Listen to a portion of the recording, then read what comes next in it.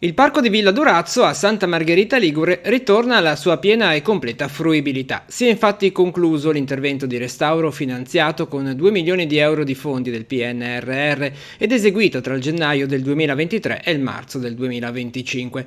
Ad essere ripristinati in una zona verde prima inaccessibile perché pericolosa i muri, i risseux dei percorsi pedonali, gli alberi e le essenze arboree. Siamo intervenuti sulle strutture, nelle zone in cui appunto c'erano dei problemi di dissesto, poi siamo intervenuti sulla vegetazione, mettendo una vegetazione che fosse aderente al contesto originario ma con una bassa manutenzione, e poi sui percorsi abbiamo recuperato tutti i risseux storici. Un fondo di 2 milioni di euro che ha riguardato diverse componenti, quindi la componente del disegno del giardino vegetazionale, la componente architettonica, la componente impiantistica, sicurezza e accessibilità e una componente di valorizzazione. Anche la componente architettonica e scultorea ha tratto beneficio dal restauro. Statue, balaustre, parti in ferro, fontane e muri intonacati storici sui 2 ingressi sono stati oggetto di intervento e illuminati dalla nuova impiantistica.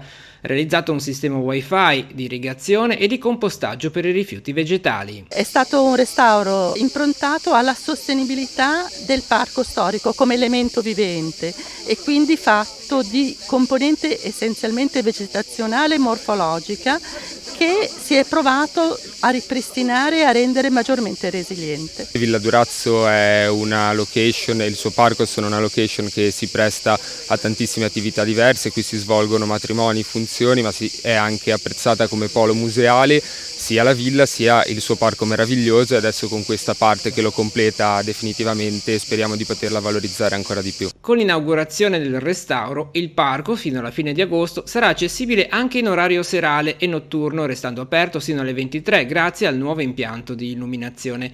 Fra le curiosità, una collezione di semi delle piante presenti nel parco dall'elevata valenza didattica che sarà esposta nell'aula didattica di Villa Nido. Abbiamo creato un'enciclopedia dei semi, quindi di tutte le piante che si possono trovare all'interno del parco di Villa Durazzo, consultabili nella nostra nuova aula multimediale attraverso uno schermo touchscreen e quindi un laboratorio più, come si può dire, tecnologico, ma anche in maniera molto più concreta attraverso proprio l'osservazione diretta dei semi e dei germogli.